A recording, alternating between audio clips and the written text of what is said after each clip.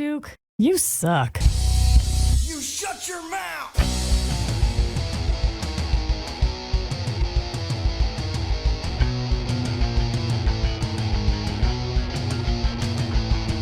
Welcome to the Duke You Suck podcast.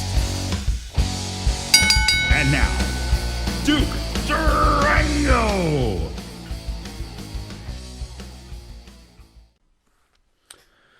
Hi everybody, welcome to the Duke You Suck podcast. As you can see, I'm currently by myself. That would be because of an editing glitch difficulty that I had that I shall not explain here. I cut off the intro to the show. So I just want to take a quick moment and introduce today's guest, former Rick Victor and former Connor, my good friend Vic the Spacelord, and my new friend Ryan Big Kon Parmeter. Guys, welcome to the show. Oh, thanks for having us, brother. Thank you for having us, for sure.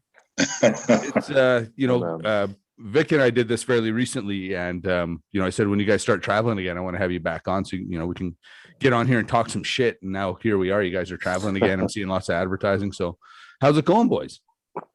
Good. It's definitely starting to get busier again. That's for sure, which is nice. Shit's starting to pick up for sure. Yeah. Good problem to have.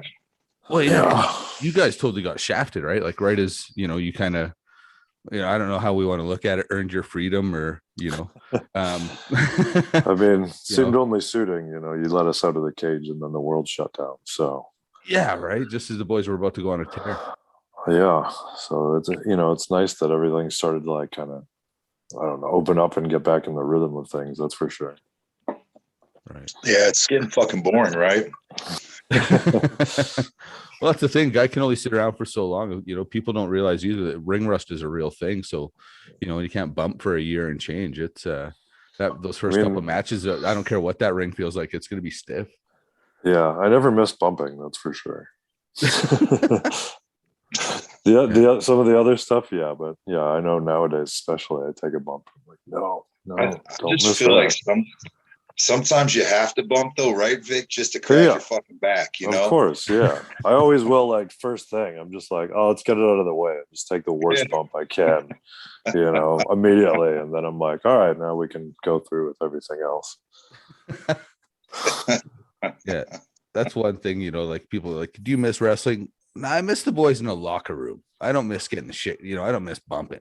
Like, and I was because I was small, I had to bump to fucking get over. So You're not really that small though, especially with a lot of the other guys you work with over there, unless like a bunch of people got a lot bigger after I left. No, it's probably about the same. Me. Yeah, gotcha. probably about the same. But Gotcha. I always viewed myself, when you're in that 215 pound range, like I remember a guy that was like 6'4", 240 telling me he was a big guy once. And I remember kind of laughing, like, exactly. See what I'm saying? Like, at the time I was like 5'9", 230, 225, 230. And I'm like, you're not that big of a guy. And he was really offended. Like he was really put off by it. But he got butthurt, I bet. Oh, he was disappointed. But literally 3 days before, I was in the ring with a guy called Juggernaut, who is, the same height and 350, 380 pounds. Right? See, Joel Juggernaut. I'm hoping the son of a bitch is going to be like 5'8", fucking 190 pounds. No, Jugger was about 6'4", and he got up to 400 at one point in time. He was, and big boy. Yeah, looked a lot like Bam Bam.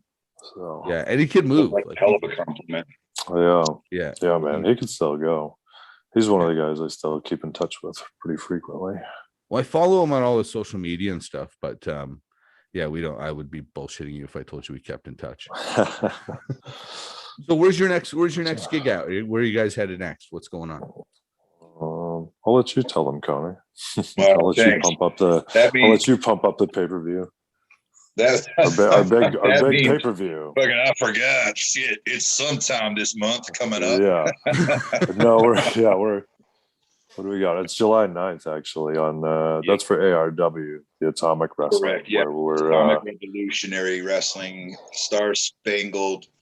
Oh my God! You think I'd know this by now? I've got. I can't remember what the last word is. Star Spangled Slammer. Yes, that's it. I was like thinking banger. I'm like, that's not right. That's not right. Yeah. you remember the good old days when it was just like, Mid-South Wrestling?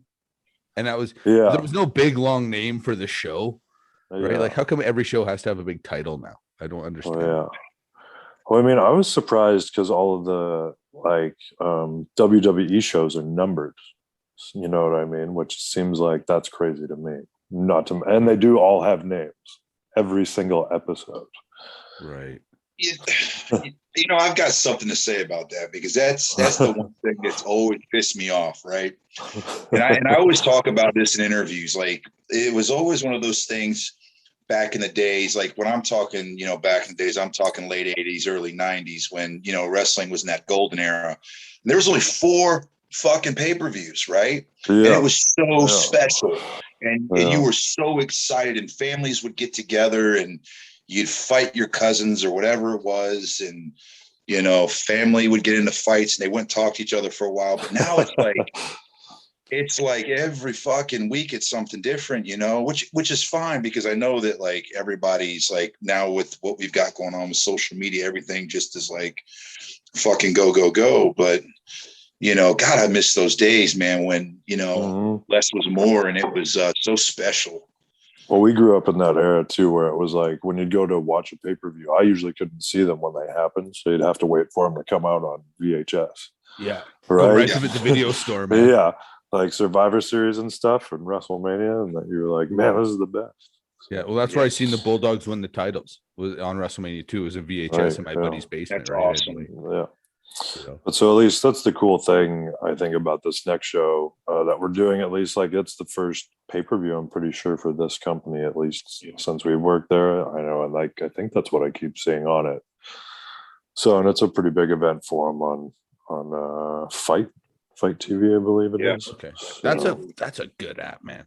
There's some really cool shit on there. Yeah, there's so much stuff on there now, right? Like it's just in one of those places. It's nonstop, like everything. I feel like everywhere we go too, actually, they always have something to do with Fight TV lately.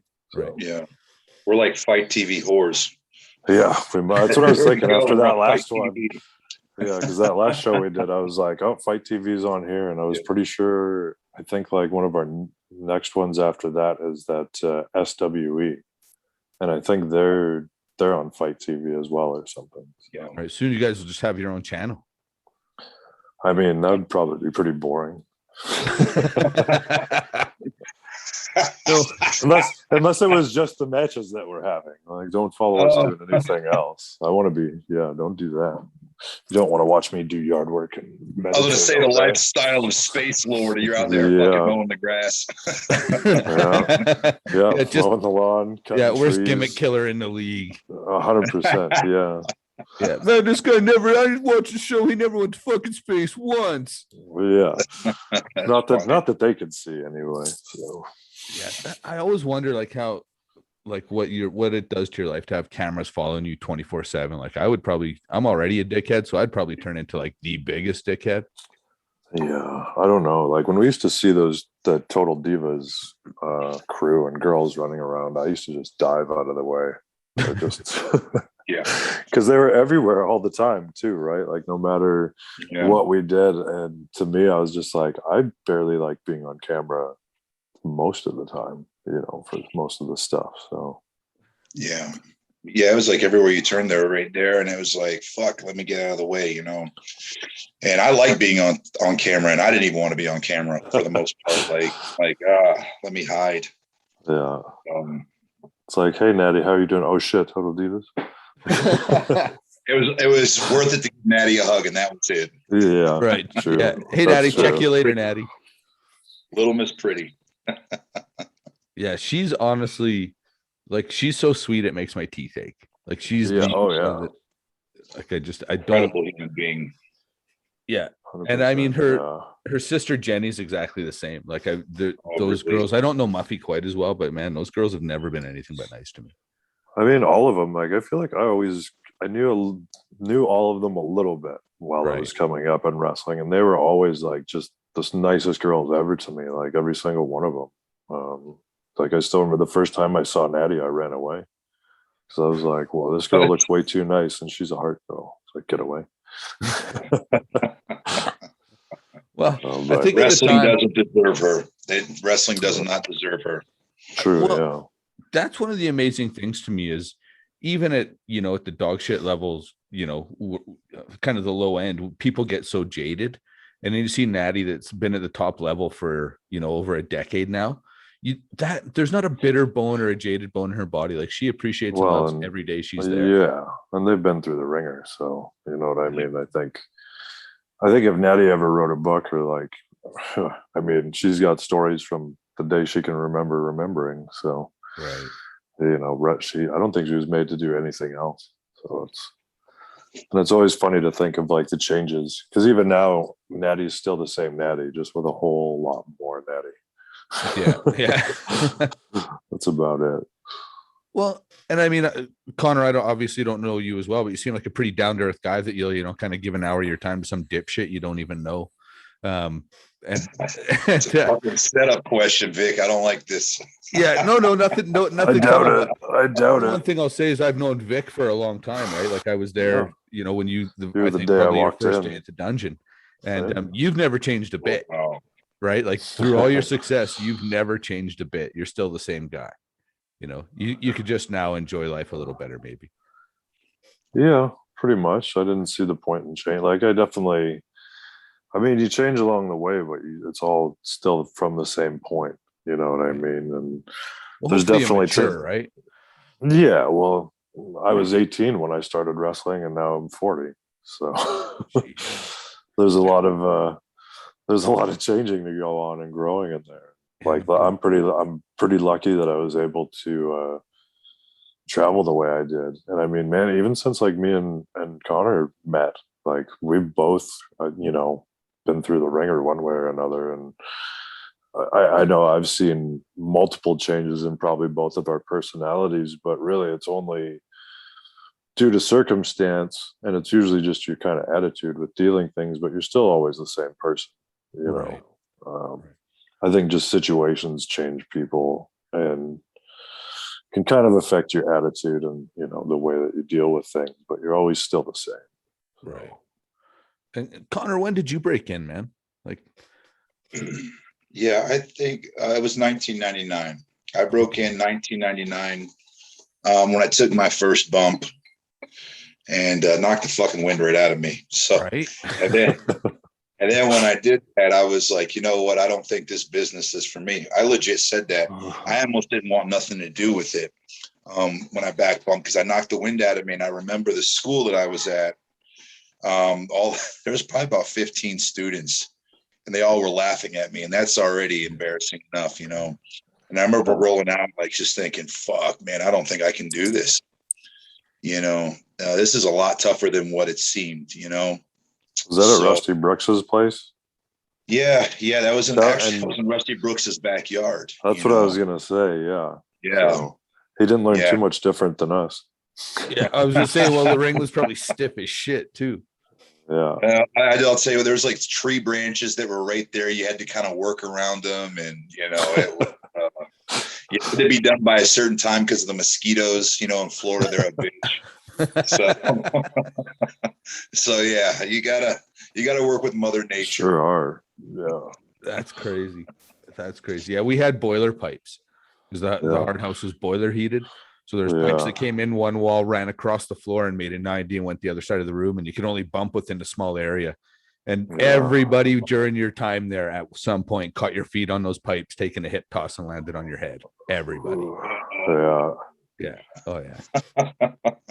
But it got worse too after we blew out the side that was holding it in, so that like none of the mats would stay, and they would keep like shifting apart. So in the middle, you'd go to take a tackle, and there was like a gap in the mat right where your ribs were, and I just remember wanting to puke because I couldn't function. Like you're trying to get up to like, I don't know, do whatever, take a hip toss, arm drag, duck something. You're like, oh. I remember getting body slammed by Kerwin, who was like, 20 years old and the size of Connor, right? Like, and just, didn't realize how strong he was and how small we were compared to him. And he would drill you into the ground. And I can remember actually backing away, like, just like, just, body slam again. Yeah. just eating shit. That's awesome. And then they're like, see you next week. Yeah, okay, I'll be back. Thanks, coach. But you came back. Oh yeah, it was never even a thought, right? Like we came down there, I almost puked on the treadmill. And yeah. Yeah. You had That's no right, the choice old- with that part at the beginning. That's great. Yeah. Well, that was the thing.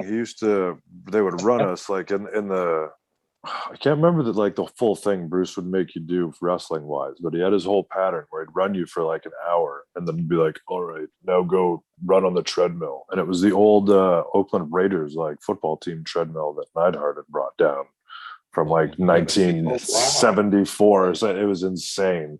Like, what was it? Were you just holding onto a towel? No, man. Originally, when I got there, there was a piece of like literally a 3/8 just a rope like, or something. yeah, if Connor leaned into that thing, he'd be a memory, right? Like, yeah. So, and there was like a leather belt that originally held it on, and that fell away. That And was we it. put a white towel around it, and we'd run just wind sprints on this thing, and it was fucking murder. Yeah. Oh wow. Yeah. So I got a that thing was question. pretty nasty. Did Bo Jackson run on that treadmill? Oh, he Not might that I have. know. The Raiders. Because do you remember what year it was from? I know. Oh man, no, it was from when year it Anvil was somewhere. down there, so it would have been like he probably would have brought that to the dungeon in the late 70s, early 80s. Before, okay. Oh yeah, Okay. that would have been Yeah. before. Bo Yeah, ran. like I'm not kidding you, man. Connor, you could run on this treadmill and it would not even shake. Like it's made to take a 300-pound man running on it. Yeah. That's and awesome. and there's They no don't make 'em like electricity. that You no start more. it, you stop it. Like it's the most manual thing. It's just murderous. Yeah. You're the only awesome. thing powering it. Yeah. TJ knows though. TJ was actually telling me the other day he bought a house and now Ellie's moved in with him. And that treadmill is now in TJ's position. And he knows if he ever wants to sell that treadmill, I will pay whatever he wants to buy that treadmill. Wow. I didn't realize they got it down here. That's pretty awesome. Yeah. Oh, is it at the school? Does he have it at the school? That must be where it'll end up if. Yeah, it's in his garage right now. Wow. Okay. That's That'd be awesome. awesome if it was in the school. Yeah, like there's, I'm sure I'll move it over there. Like one of my favorite stories about hearing that. I don't know if I should tell this story, but I think it's funny as hell. There'd be guys running on a treadmill, trainees running on a treadmill. When Brian Pillman was training down there and, had paid his dues and was now one of the kind of head guys helping train. And he would be sponging guys off. They'd be running on treadmill, just sweating their bags off, and he'd sponge them off, and they'd think he was doing them this big favor, like, "Oh yeah, thanks, Brian." And then he'd blast them in the ass with a cattle prod once they were all wet. That's right. Oh yeah, I remember that. So it was in Diana's book. I remember that. Oh, is that right? I remember. Yeah. Yeah, that is fucked up. Oh yeah, man. They're like, oh, like I remember Bruce Hart telling me, like, oh yeah, they'd be like, oh, thanks a lot, Brian. You're such a good guy, and then whammy with a cattle prod. Just right doing me a as solid, you're man. I appreciate that. Fuck. Yeah. Yeah. So that's actually funny. Yeah, that was the kind of shit that did go on in the dungeon, right? Like it was a wild place. Like I can remember, that's for sure. We'd go down there and just beat the shit out of each other because we thought we were learning how to work. Well, yeah. Well, that was how Bruce always pretended to teach people how to get into like a mindset to wrestle. Was like, okay, this kid doesn't get fundamentals right away. Let's see if like we can get character out of him. And they'd do some weird scenario, like, pretend like you're just walking to a bar and this motherfucker just pushes you and says like, "Hey, you trying to fuck my girl?" Or like whatever like that, right? And the guy would be like, "What?" Like nobody ever had a fucking clue. They're like, "What the fuck does this have to do with wrestling?" Like, and even at first when it happened to me, I'm like, "What the fuck is going on?" Like, but it was his strange way of trying to be like, okay, like most people, if you're not getting the fundamentals, let's see what happens when you make somebody mad or confuse them. Like, see what kind of emotion you get out of them. And he would love to fuck with them. So, oh yeah, some of it was pretty entertaining, something like that. Yeah, and you'd watch people really fight because he'd get people pissed off for real at each other, and you'd go. Oh wow. Yeah. Remember seeing a bunch of. What's that? Was there any good fights? Anything worth talking about? I'm curious. You know what? Talking about Natty, one thing I'll say is when she went to the WWE, those original divas did not know what to do with her, because she came out of the dungeon where like Bruce would do these scenarios with her where You'd slap the shit out of everybody. That's like Jordy's hitting on you and taking it too far and getting in your face, and now you've had enough and slap him. And she would haul off and just slap the shit out of these guys. Oh yeah. So then she gets to the WWE and they'd be like, yeah, hey Natty, slap that girl, and she would slap those girls like she was slapping one of the boys in the dungeon. I took one of those slaps before. Yeah, they're good. True story. Yeah. Steve Kern had promo day down at FCW. My wife can attest to this. And we were doing Kerwin, where he's like Steve Irwin or whatever. He's like, holy crikey, look it, before he passed. He was always like in the jungles hunting for shit.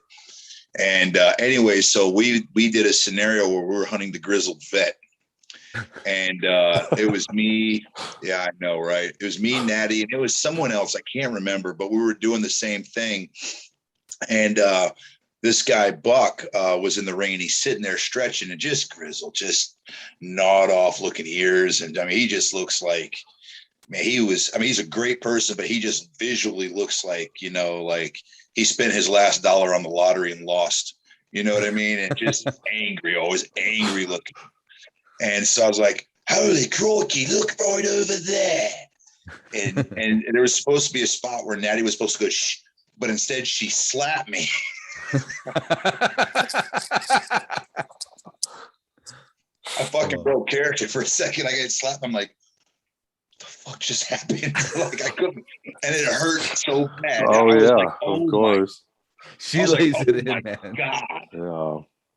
Yeah, so anyone that gets slapped by her, I feel sorry for him because I've been on the end of that, and my God. Yeah, it's not an easy one. Yeah, there was a kid, Red. I'm sure she dislocated that kid's jaw a time or two. Like he used to get ass kicked. Yeah. I don't even remember his real name, but he used to get the shit kicked out of him. I can't remember if I ever learned what his real name was because I remember at one time like asking, like, does anybody know his real name? And everybody's like, no. Like everybody's like Big Red. Like nobody knew what that kid's name was. Do you guys find that? Like I have no idea what people's names are.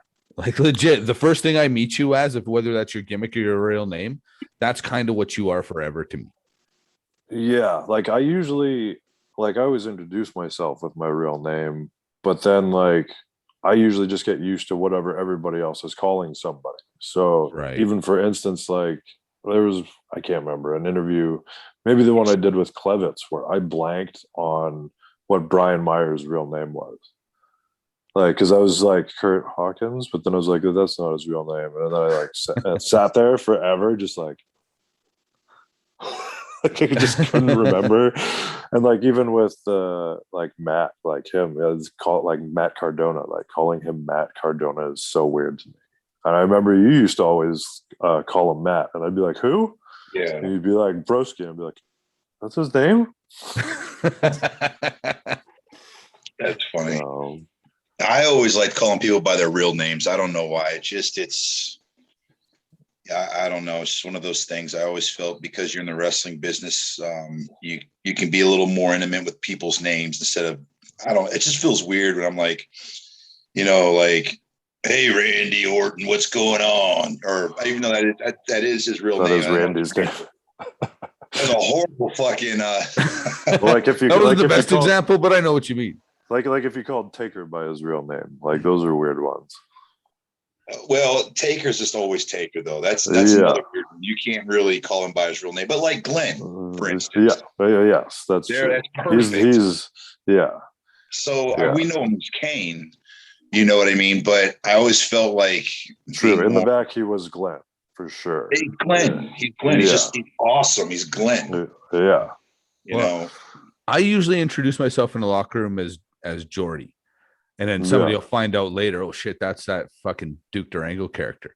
You know what I mean? Nobody ever like I met Colt Cabana one time. And I didn't know Colt Cabana. I mean, I assume nobody knows who I am. Yeah. So we're in the locker room at a PWA show, and I meet Colt Cabana, and hey, I'm Jordy, nice to meet you. And I'm leaving at the end of the night, and somebody's like, hey, Durango, have a good night. And he looks at me and goes, are you Duke Durango? And I'm like, yeah, why? And he goes, because you're a fucking legend down in FCW. And I'm like, what? And he kind of tells me this story that was relatively, I don't know if it was a rib or flattering. So I took it as flattering. But yeah, it was really funny that, he had no idea because hey, I'm Jordy because I don't, TJ never stops telling stories. So, you know what I mean? So him and Harry too, when they got to FCW, I know that they would just tell stories all the time. I'm pretty sure there was at one point a wedding that wasn't it internet broadcast, and I think they watched it at FCW even. Really? Yeah, I think it was Beautiful Bruce and Amanda or something maybe. It's like it was way back in the day. It was one of those weird, funny, hairy things.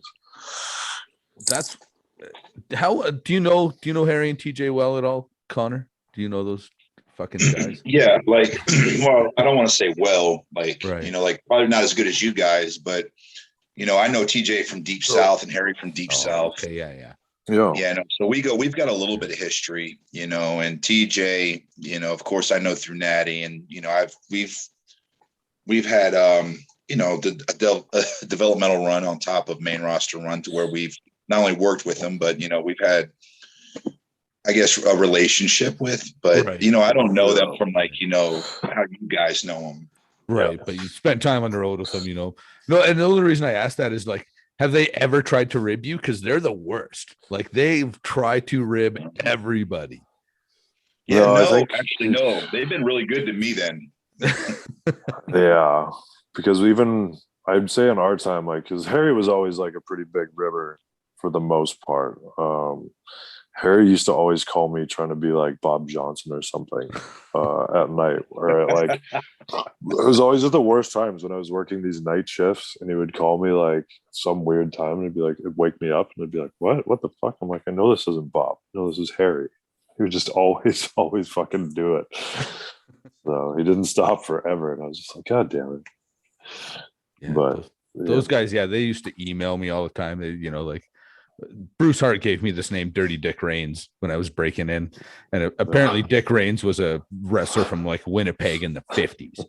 So of course I started getting these emails like, yeah, this is Dick Reigns' family. We're not happy you're using our grandfather's name. Like just all this shit. I just right away reply like, hey, fuck off, DJ and Harry. Oh, you knew right away. Oh yeah, man. They're the worst. Okay. Like right away. Yeah, like I won't sue or anybody. I won't out them because there's ribs they've done that people still don't know about. But I'll kind of pass. I'll send you guys a message or we'll talk off camera and I'll tell you some of the shit they've done. Like, well, it'll honestly, man, it might change your opinion of them. Yeah, I love them no matter what. I love them. I can't not love them. Well, they were both really close. They were both fairly close with Owen. So if that tells you anything, right? Yeah. See, I know it's been because now it's been so long because too when we were on the road with TJ and everybody, like I feel like too those last few years, like actually I don't even know if it was a few years that I got being up there with them until TJ's accident, until that happened.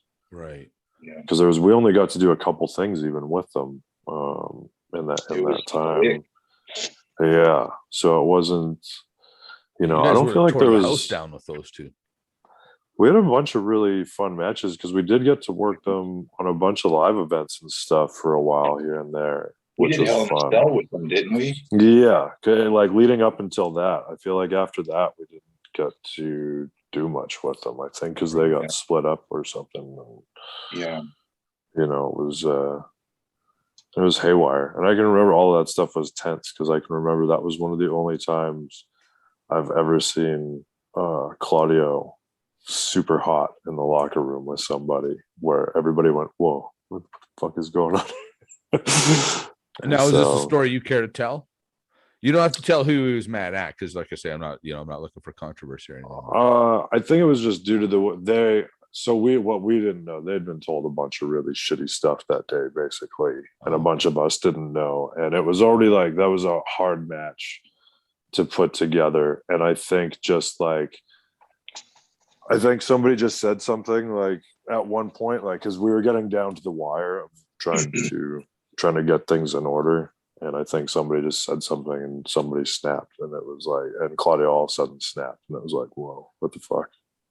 It's not something you hear about him very often. Yeah. No, and like I mean, I feel like I was painting at the time, and like it was that. I'm trying to remember that arena. I can remember the locker room and everything. I think it was in Texas, around Corpus Christi or something. But I remember I just like poked my head around like the thing, and I was like, "Fuck is going on out here?" Now, Yeah, Connor, did I you mean guys that's find it hard to do business sometimes up there? Like you put matches together? No, not really. No. I mean, there's certain people that we would have to, work with. But I mean, I don't know, it wasn't hard. I don't it's think, just, at least. it's just all the guidelines. Like that was one of those days Yeah. we were getting to do one of the first or the first tag team Hell in a Cell. Right. Well, Ever. that was stressful. That fucking Yeah. night was stressful. Yeah, that and was. so they didn't let us really get in there to do much, and then there wasn't. I mean, Yeah, the thing was there was what's that? We didn't get in the ring to practice at all. We couldn't. No, we got to like sit and look at the cage for about fucking 10 minutes, and I remember TJ. Yeah, we got to like ask about a bunch of stuff that we could do and things like that, and a lot of it was. There was what, like 2 or 3 other Hell in a Cell matches that night too, though. That was like one of those overdone nights. So like we weren't the only ones like who were like, whoa, so like we're not allowed to do like there were certain things that was like, don't do this, don't do this, don't do this, and I get it. It's kind of like same as building a card, but some of those things were like basic things for a match. And then too, I remember those guys had a bunch of cool ideas for a bunch of stuff, and they were told no to like every one of them. So, hey, we got Manny shit in there though, didn't we? Fuck him. He just that's Kalisto. And by the way, I take this all back. It's not Hell in a Cell; it's Elimination Chamber. That's how. Right, Elimination Chamber. Yeah. Okay. Right. I forgot too. Yeah, but I just remember that's the one thing that always sticks out to me when I think about that was him hanging there forever, just hanging there because he had to get there before the next people came out, and he didn't hit his spot, and he was too busy crawling up on the stuff. And we're like, he's gonna fucking miss the spot. Oh well. Yeah. I went to and not to piss on that guy because super talented, but I went to a SmackDown taping one night, and I think he had to come out and redo his finish like 3 or 4 times because it was so freaking complicated. Oh, wow. Yeah, Shit. Because he did it. He did it in the match, and it came out 2 more times to kind of nail the finish. But it was like it was when you seen it, it was holy shit. But the first couple times, it was like, what's going on there exactly? Whoa, I've never seen that, and I've seen them accept some pretty terrible shit on TV before. Is that right? Yeah. I was actually I didn't think that was a thing, to be honest with you. But yeah, I see he came out 2 more times to redo his finish. I've heard. Yeah, I've heard of these things happening occasionally, but I had never actually heard that with him. Right. So it would have been like when Natty and TJ first got called up, because that would be the only time I would be. Kalisto, or when he first got there. Do you know what I mean? Because it's generally I don't go to those shows because I don't ask for tickets. I pay and I'm cheap. Yeah. So you can attest how many times it asks you for tickets. But yeah, no, I swear to God, he came out, had to redo his finish twice. Wow. Well, I guess shit happens, nobody's perfect. Well, let's put it this way. If I was awesome, I may have went farther. So I don't want to sound like I'm taking anything away from him. I mean, I don't think talent has anything to do with, I don't know, getting anywhere. Honestly, like I'm sure Ren Ryan's the same. Like we've seen hundreds and hundreds of talented people perform all over the place, and that's not what's necessarily going to take you, I guess to the top or however you want to put it. Talent only gets you so far. It depends what you want to do with it, I think, right. Or else it's other talents that'll get you ahead, not so much your wrestling talent, Right. Now, even taking that into consideration, would you say you guys were the victims victim's not the right word, because I mean you guys are studs, so I don't, victim's definitely not the right word. But would you like, what do you think happened when you got to the main roster? Like, and again, I don't necessarily want you to talk shit because you guys were so fucking over in NXT. Do you know what I mean? It was like when you went to the main roster, it was like, okay, this is it. This is, you know, the Ascension's going to tear this shit up. And then it was like they didn't know what to do with you. Yeah, kind of. I don't think we ever figured it out, because it would, like, at first it would, we knew it wasn't going right, but then all of a sudden something would pick up again and we'd get a little hope. It would kind of like, I think it would kind of trick us all the time into being like, okay, well, obviously, like, we're not where we want to be, but like we're still doing stuff. Like, it was always like we were still kept busy enough that, we never really kind of figured it out. I don't even think it was us though. Like, I don't want to put the finger on us, because like, I think it's just, the writers and, they've got so much shit they got to focus on that, we were probably obviously not a top priority. I mean, I don't think, to be honest, there hasn't been a lot of NXT talent that has come up that didn't kind of have the same thing happen over and over again, right? Like, it seems like a very an ongoing process. Yeah, what's happening to Ricochet right now, in my opinion, right? Like, they're, well, see, I don't even know, because I started disliking. Yeah, I mean, with how many people. Yeah, go ahead, Connor. No, I'm just saying, it's more than just Ricochet. It was a lot of people, they went through that process, and it's you think that it's going to be different for you, and then you get up there, and then you start to realize that, holy shit, like, it's not as easy as you think, because NXT it's its own beast. And then when you get up to the main roster, it's just a whole different fucking.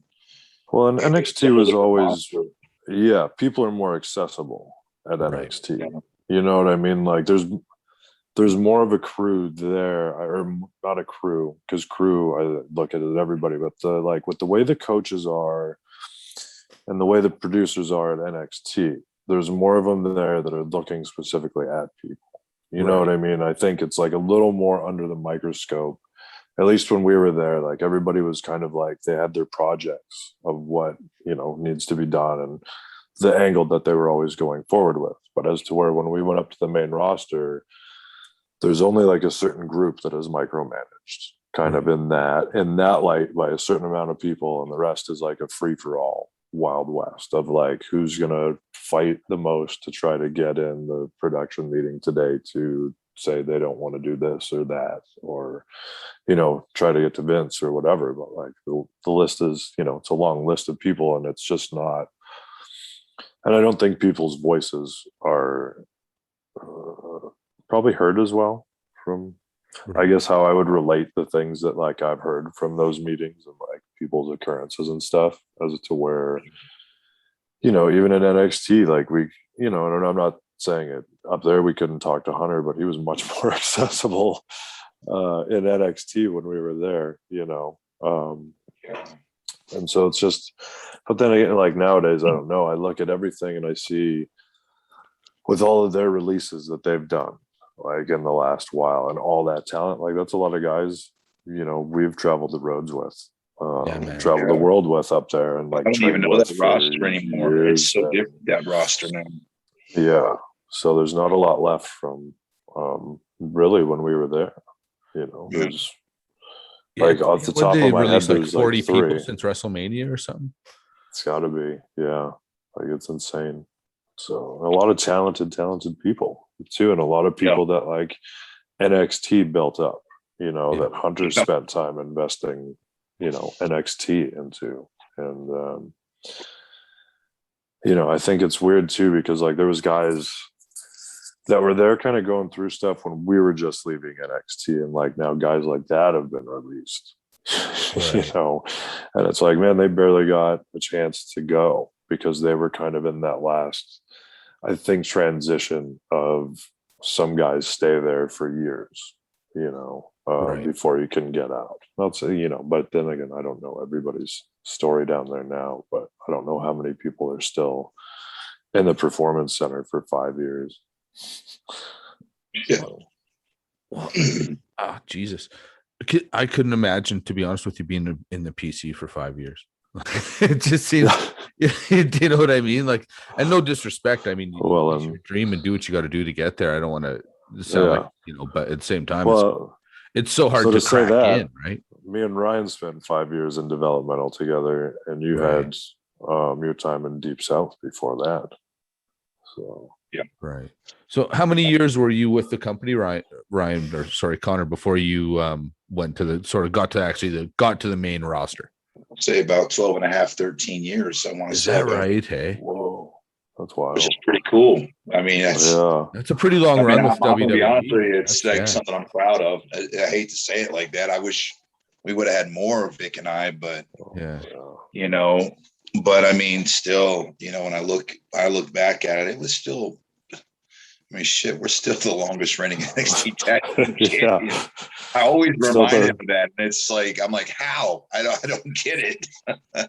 Well, because I'm proud of it, but I'm like, I don't get it. You should be, man. That's how many people, I mean, I don't care what anyone says, whether this business is a worker or not. When somebody has enough faith in you to make you the longest reigning tag team champions of all time, man, put that feather in your cap and wear it for what it's worth, right? I think that's where I've finally, because before I never used to think about it, because like they started just blow it off so much, and it's probably one of the questions I get asked a lot, and I was always like, I don't think about it anymore. But I think it was just because I thought it was going to be the last thing that they would shit on.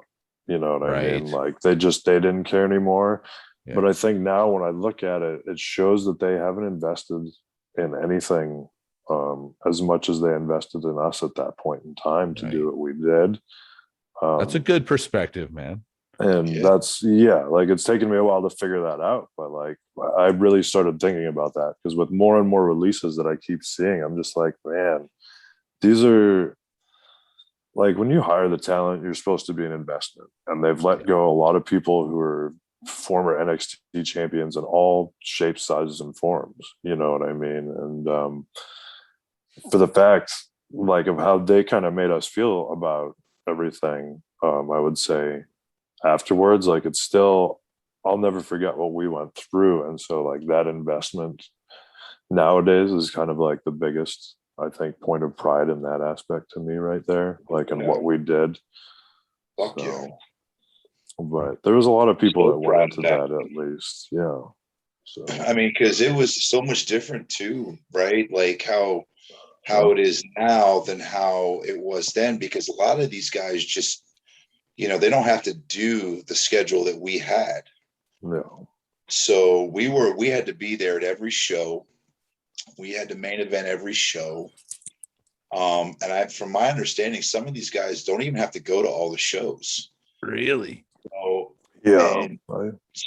and me and Vic, we would get injured, but we would work through matches and we'd protect each other. Well, and so there wasn't very often we ever had a weekend off while we were in NXT. Because there was only a couple times where I remember, because I remember there was only like once or twice where one of us was too banged up finally and was like, "Come on, boss, can I please not drive like 5 hours somewhere this weekend and do this?" He's like, "All right, fine. Like, I guess we shouldn't kill you." Thanks. Well, thanks, coach. Yeah. And I mean, not to blow sunshine up your ass, but in an era of wrestling where you see guys like, the guy was a 3-time world champion. Yeah. And they all literally happened within a calendar year. You know what I mean?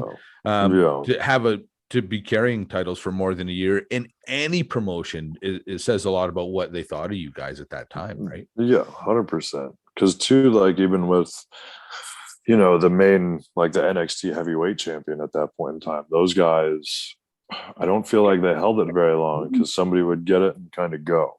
You know what I mean? It was almost like your ticket out, basically. Right. Yeah, you could almost assume that guy was going to be 6 months to a year with the title and then move on. Yeah. So, yeah, it was funny how it was. I don't know how it all works down there now, but I know Hunter's you know, he's always been pretty hands-on down there with what he does. But I just think the investment seems like with how much turnover there's been, like all the people that were kind of in our group lasted for quite a while. And there's been people that have come and gone in the time that we were, you know what I mean? Not even gone yet. So Right. now with everything, it's wild. Do you think they're getting, I mean, this might be a tough question to answer, but this is something I think about all the time because they put a lot of money into that PC trying to, quote unquote, build their own stars. In my opinion, when you look at the biggest stars they've had in the last little while, it's all guys that have come off the independents. Do you know what I mean? So do you think they're getting good return for investment on the PC overall? Like, when you look at, and I mean, not like guys like you guys that worked independents went there and then went to the next level. I'm talking about people that they, superstars or models or who, football players, do they sign off the street and say, we're going to make this guy a star and then send them in there? You know what I mean? Like, do you think they're doing well at making their own stars in that way? I don't think so. Like, really wrestling's, I don't know. One way you can look at it is like, it's pretty hit and miss. You're kind of throwing shit at a wall at this point in time, seeing what sticks with a lot of people. Yeah. So, when we were there, sometimes there was 100 people. Like that was even an FCW. Like I know, really, there was that one. Yeah, there was one point where that place was so packed, and like I don't know how to make sense of it because you still, out of all those people, your percentage is small that really, I think, give you that much back. Right. And it's because of the way they grab people, because of that fact. So, but it's like, it makes sense why the people on the indies that they grab kind of turn out better because those guys are established. And so all they really do is polish them. Right. Like a lot of those guys that they've grabbed, they just like polish somebody who's already, on his way.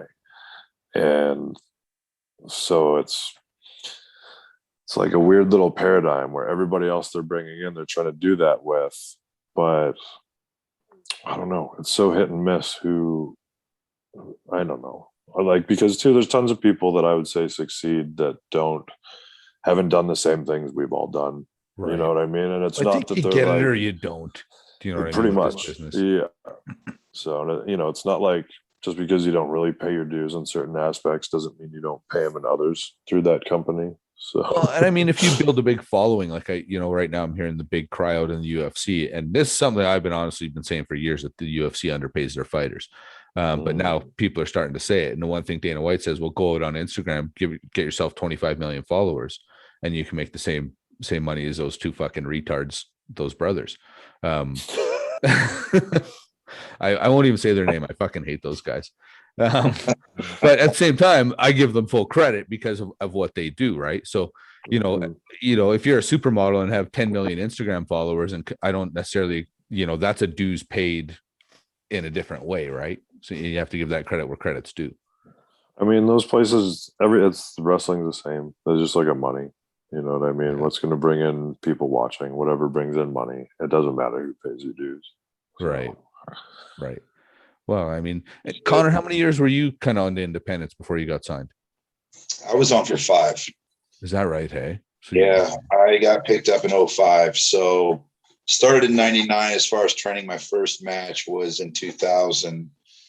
So 5 years. Yeah. And it wasn't because I was, by no means, obviously I wasn't an indie darling. It was just knowing the right person, and that person happened to know Tommy Dreamer. And that's kind of where everything kind of fell into play from there. So I always say, like, it was just for my career is knowing the right person, being lucky. Right. I had the look that they wanted at that time. That was it. Right. Well, and that's one of the things I think is awesome about you two as a tag team is you've got such a unique look. You know what I mean? Not to piss on anyone now, but and I would fall into this category when I was still wrestling is, kind of generic guy A against generic guy B. And yeah, you're a good worker. You get the crowd into it, et cetera, et cetera, et cetera. But then you guys come out and it's like, holy shit. Like these guys have a look that's not only terrifying, but extremely polished, right? Like if I was a little kid, I'd be scared of you guys. I think the kids usually like us most of the time now. I'll say my son loves us. Well, maybe I'm kind of a He's always bitch. I'll playing with admit our that. action I mean, figure. now that I haven't scared any kids since I haven't put the paint on, so that's been a positive thing. So That's the Oh, okay. key. Was it the Paint. paint that was the scary thing? definitely, I'll never forget. One day I walked just into Gorilla to get ready for our match, and Edge and Beth had their daughter who was very young at the time, and Beth was holding her like right in Gorilla, so her back was to me, but just all the girl could see was me coming down like dark Gorilla position, and she just immediately started crying, and I was like threw up my hands. I'm like, I'm so sorry. And Edge was like, no, it's okay. Look, honey. Like, look, honey, we're friends. He's like, give me a hug, say hi. She's like, look, we're friends. And she just kept bawling. And I was like, oh my God. I was like, I didn't mean to do that to kids. Jeez. Do you have the same? Yeah. Have you had the same effect on women as as Vic? I mean, usually, yeah, I think so. I don't know. I'm one of those weird people in public. Most people don't notice me. What are you talking about? You guys can't walk anywhere without getting noticed. I mean, even if people don't know who you are, look at you guys. Well, if we're together, then people always say, "What, are you guys in a band?" I think we've gotten that more than anything, right? Like we've always, even when we had to be in the suits, and we'd always get in like when we were doing the TV hotels, and you'd get in this hotel with like some old woman. The two of us would have been in suits. She'd be like, "You guys in a band?" We're like, Yeah. Are you guys in a band? Yeah, the most jacked fucking band on earth. That's fucking hilarious. Are you guys in a band?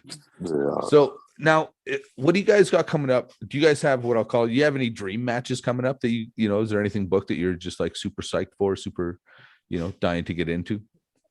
Our next one's pretty sweet, like the pay-per-view for Fight TV with Headbangers and Matt and Brian. I have to say, like that's gonna be fun. Oh yeah. Now you guys, you've worked them a few times now, right? Like is this like the third, fourth time right now? Oh, for Headbangers? Yeah. Is this our fourth one? I think, or third? This will be our fourth, I believe. Okay. That makes sense. Yeah. See, I somewhat pay attention. I just have a hard time remembering. So do we. Once the acid kicks in, man, I can only do so much. Yeah. Exactly. So, yeah. Vic, what will this be? Your encounter with Zach? It's over 100. So there was one point where, Cardona came to me and he goes, apparently we've had over 100 matches. And so this was still, while we were on the road and everything. And I was like, what? He's like, yeah, there was a website that counted them all. And I go, I bet you I've never won a single one of those matches. And he goes, no, there's no way. Like you've had to have beat me a bunch of times. I go, no, dude, I actually thought about it like a while ago. I've never beat you. I go, I really don't. I really don't care. But I know that I've never beat you because I remember when we went up, Zach was usually the guy that was putting guys over. Like, unfortunately, who were coming up. That was kind of his role at that time. And then we came up, and I remember, like, he's such a good dude that I was like, with the way we were, I didn't want to kick his ass and do that to him. But I didn't really know him that well at that point in time. I just, and not saying that he's not a good dude. I didn't know. I didn't know him the way I know him now. And, but then something happened, and I can't remember if he got hurt, and then he was gone for a while, and then eventually started with Mojo, and then we had to put Mojo and him over all the time. Right. So we were doing that all the time, like, because we worked them quite a bit when they came up. Like, we were always doing live events with them. Yeah. Say we were married to them? Pretty much. What was Mojo like to work with? He seemed like a bit of a loose cannon in there. Got a lot of energy.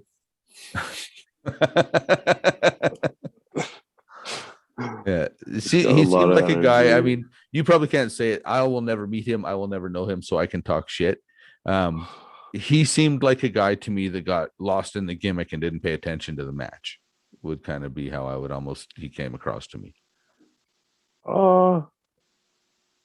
I think it's just he was the gimmick. He was just kind of he'd got lost in his own energy. Right. Right. Like that's all it was. He really carried that around with him. Like I'll never forget the first time all of us, I think it was in NXT when we all went to WrestleMania, and he went, and I was watching him walk through the airport, and he was like from behind he looked like a giddy little child, just so excited to be there. He's so excited to be there, and like he always like pretty much always carried that around with him, right? You know, like he was always like, bro, you know, just always bro. Yeah, like he always had a fucking story, like something crazy. Like he was just always like that, you know. Always up. Yeah. So that's cool. You know, working him, you know, was it's not that it was one of those guys where I want to say like it wasn't that he didn't want to. It was like a weird thing where he'd like really try and just wasn't exactly, I don't know, perfect or whatever. Like which nobody is, but like there was just always a little something off. But at the same time, I mean, we had tons of matches with them that were great. I remember Connor, you used to have some pretty sweet fucking singles matches with him, like on live events. Like you and him, yeah, you had really good singles matches with him because I remember I could not do that, and then I watched you do it, and I was like, wow, that was fucking awesome. Yeah, he was fun. He lived the gimmick. That was who he was. I remember, I don't know if you remember this or not, but I remember when he first came into the PC, and I remember, you know, Vic and I, we were like the grizzled vets in that locker room, and we kind of kept to ourselves, but you know, we were always nice to everybody. But Mojo came in and he had all of this fucking energy, and he's like, "Hey boys, what's going on?" And he was like, we're sitting there, and we're like, ugh. And I remember perfect. Yeah, the exact Vic response. Just being so funny. Vic was just like, I looked at him. I go, "Do you think he's going to be like that forever? Do you think the business is going to eventually change him?" And so we were always contemplating on if this business would ever change him. Right. And it never did. It never did. He was always that person. And I love that. Yeah, I do too. That's the crazy thing. Like he never broke. Like he was always just in a positive, you know, just good fucking, you know, environment and mind, you know. So yeah, guys like that are cool to be around, you know, really and truly, especially like if you get to work them a lot. Like it's, you know, that energy is infectious, right? If you like going out and having beers and stuff, like he was definitely the guy you wanted to be around. He was fun. He was fun to go and party with. Right. Yeah, he was. So what other gigs you got coming up this summer? You got anything that you can think of off the top of your head? Yeah, I think I know the next one too. Do you remember it, Connor? Is it SWE? It sure is. We got SWE. Is this a relationship? Like I used to have a tag team partner, Connor, and I was the manager. Like I would always have to tell him when the shows were, who we were working, what the program was. You know, no, I mean? Is that how this works? No, the best is Connor deals with all of this stuff. Like he's the one that takes all the bookings, and then I'm the one that just remembers on a night like tonight. And then I'm like, what do I send him the dates? And then he forgets the dates, and then I do. Like, yes. How do you forget this? But then I forget it. Yeah. And then so one of the other coaches at the school reminds me about it. And I'm like, so it's like a domino effect. Because that was good. Even though the last show that we did, I thought it was a week before. So I was hitting them up being like, hey, dude, where's the info for the show? Where am I going this weekend? He's like, it's next week. I'm like, what? Yeah. Like, I had my whole weekend set up to go do the show or whatever. I'm like, oh, I got to change a whole bunch of stuff in my life right now. But it's good you do that and check in, right? Like I had a tag team partner missed a title defense. And I mean, again, we're working the indie, so I don't make too much out of this. But he skipped a show, man, because he had to go to a Loverboy concert. Now, Connor, you might not know who Loverboy is, but they're like, I do know who Loverboy is. My mom loved Loverboy. See what I'm saying? And this is what I'm dealing with in my tag team partner. That's why I quit wrestling. Wow. Yeah, we've never done that to each other. We've never done that one. I was rattled. Even the next show, I was like, what, Kenny Rogers ain't coming through town? You fucker. I was not happy with him. So I mean, it's Kenny That's Rogers. rough. He's pretty cool, right? Yeah. he was, man, until his face got so stretched out, it just like looked like a reflection. In Oh, a mirror. yeah. So tight. Yeah, he finally started looking like Will Sasso on Mad TV when he would do those bits. Nice. All right. I'm going to let you guys get the hell out of here. I'm sure you have better things to do than listen to my bullshit. But I want to thank you both for coming on. Let's plug your next shows, next pay-per-view on Fight TV, things like that, social media. Let's hear what you got.